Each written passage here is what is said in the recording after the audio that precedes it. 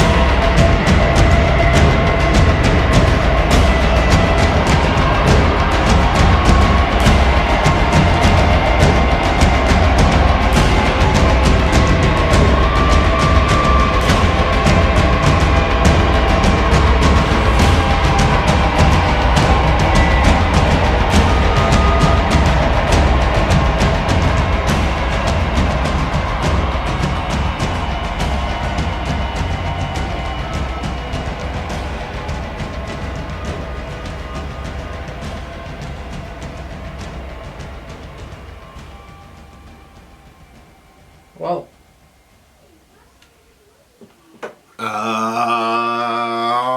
Okay. Novel concept that you. Did the guy get sacrificed and then it looked to me like he got sacrificed, then he like became an angel, but then they killed even that too? I think, well, yeah, I mean, that's what's looking like in the video.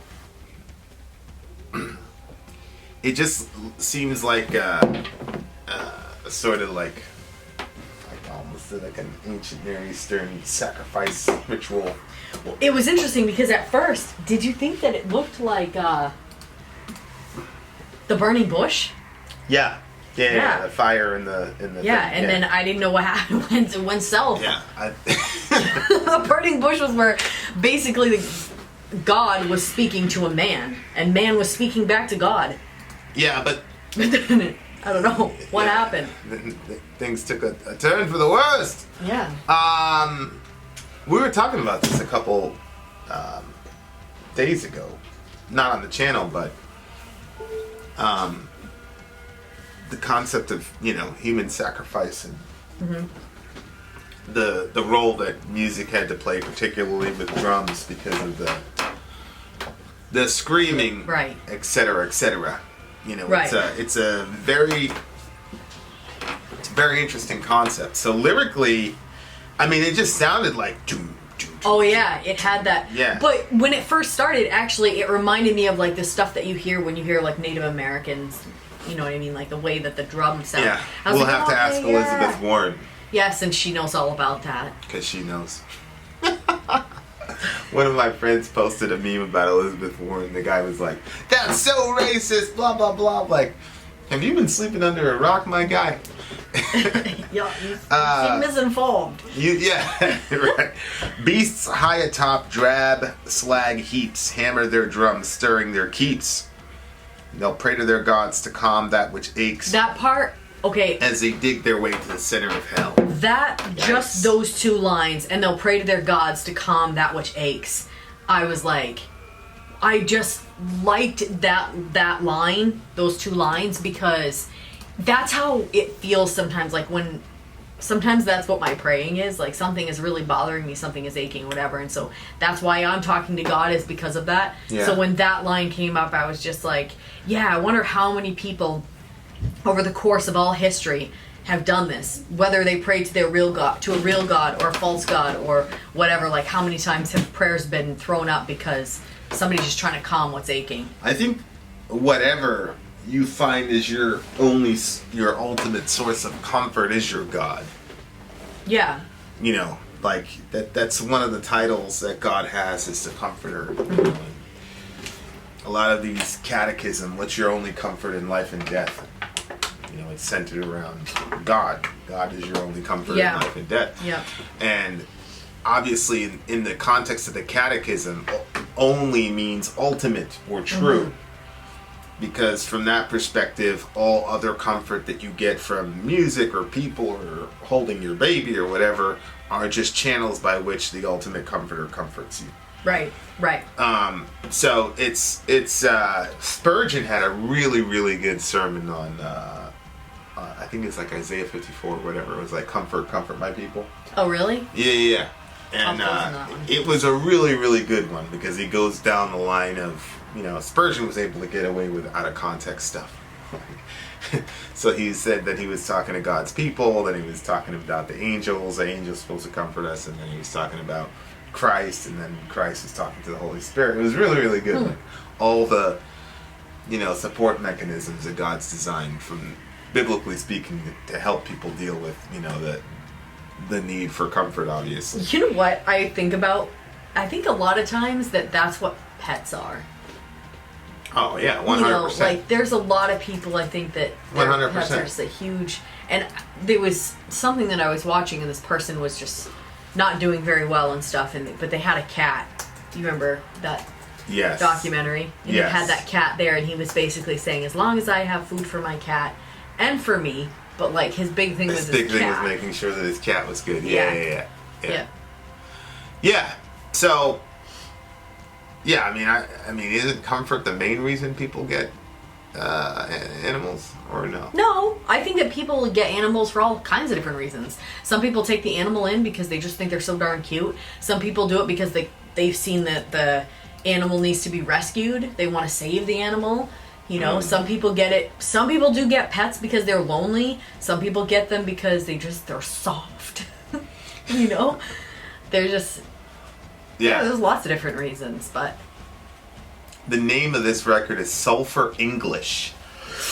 To calm that which aches as they dig their way to the center of hell. Yikes. I was watching this. What is this? Hubris. Hubris is arrogance, like it's like the next level of arrogance. It's like contending against the gods, like type arrogance. Like, you know. Was there a story that went with that, hubris? In the Greek mythology, you'd have, like, you know, when you have mortals and they would go up against the gods, that was an example of hubris. Oh, okay. And so, that, you know, there was always, like, these examples that get made out of people. Like, oh, you don't want to follow that guy. Look what happened to him, you know? Like, obey the gods. Hubris wrought flocks toil under duress, fleshed with ego, tamed with distress. That sounds like people. That they were brought about by the hubris of other people.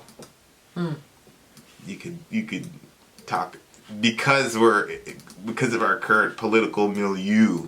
You could say that would be the working class, you know, and they end up like sheep, right? Hubris wrought flocks. So you get a guy like Bezos, which I don't know if he has hubris or not. I don't know him personally. All these people that make all these pronouncements about people's moral character because they're billionaires, or it's laughable to me. Like the human soul is extremely complex. Yes.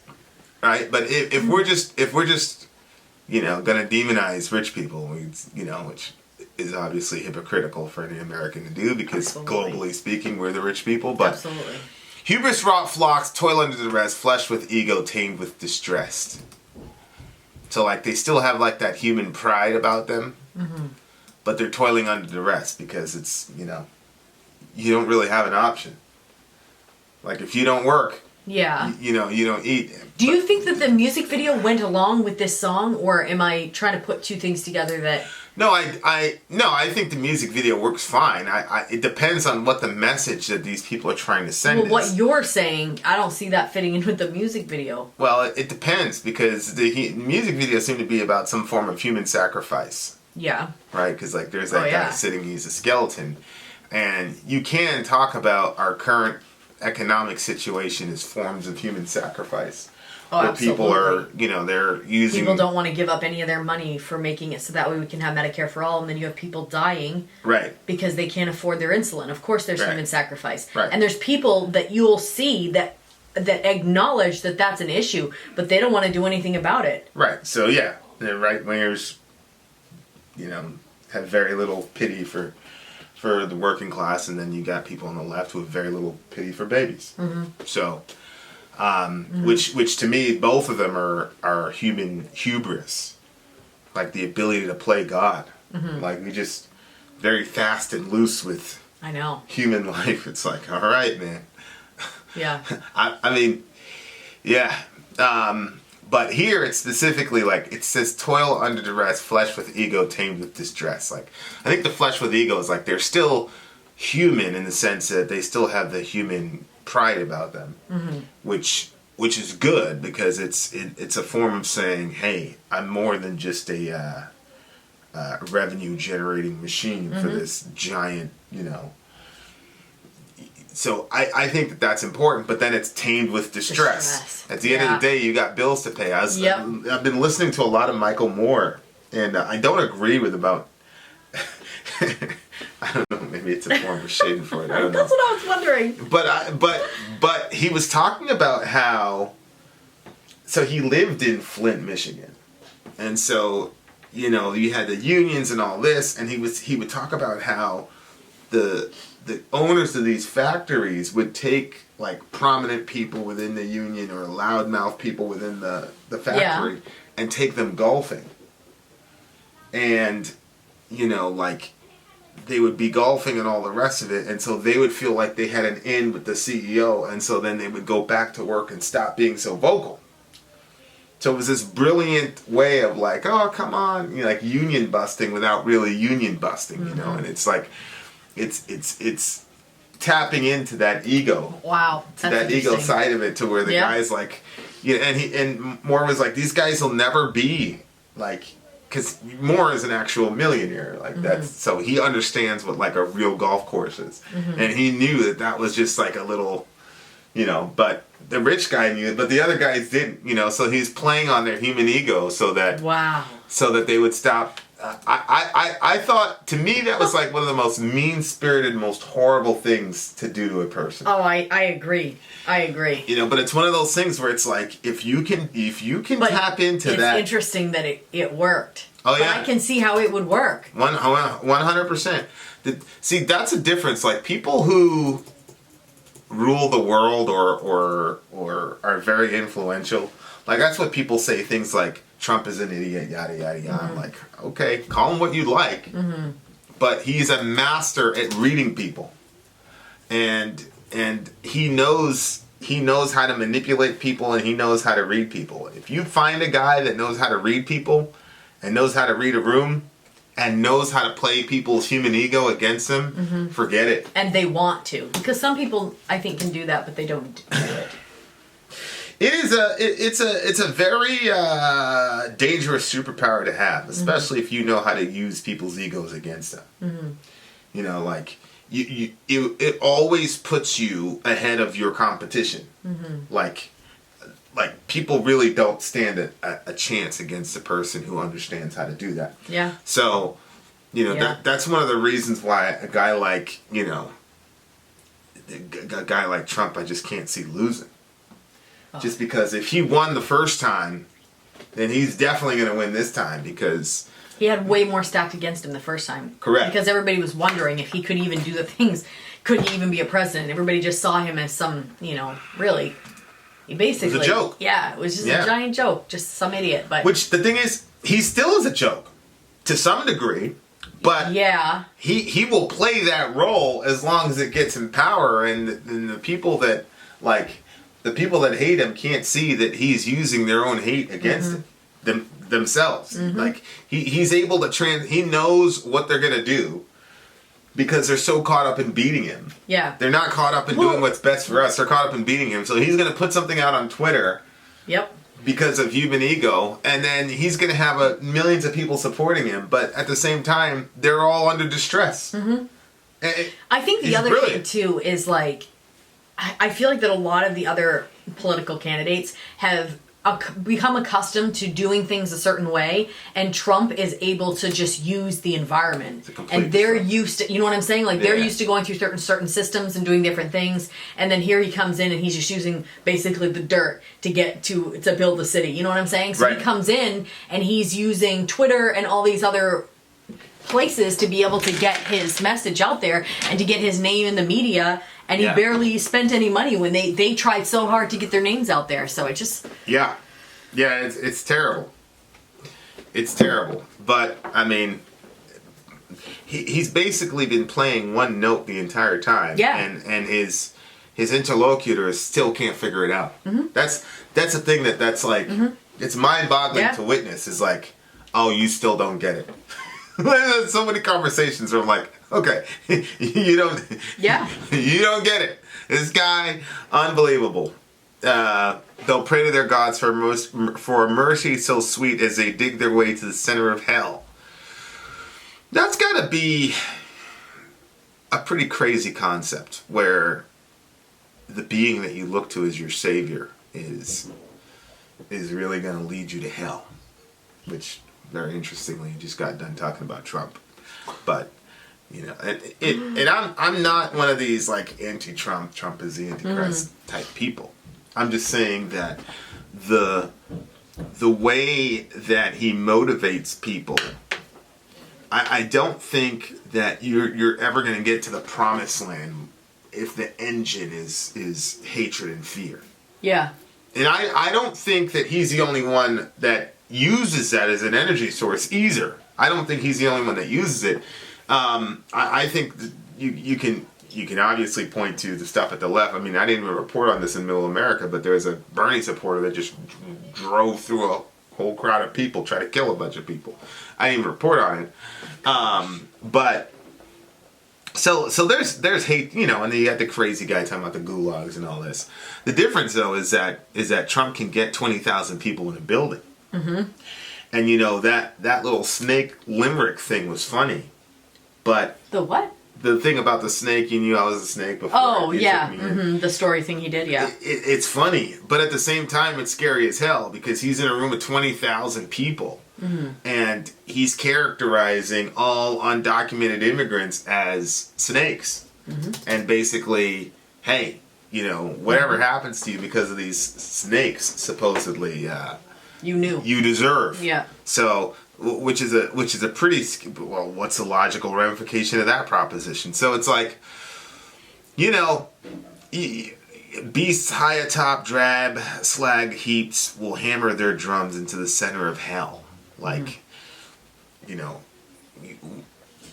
like I said, it happens in both ways. I think there's dangers on the Bernie side if you've got full-on socialism where everything gets centralized into the government. Mm-hmm. That's also a form of hell. We've seen that in history.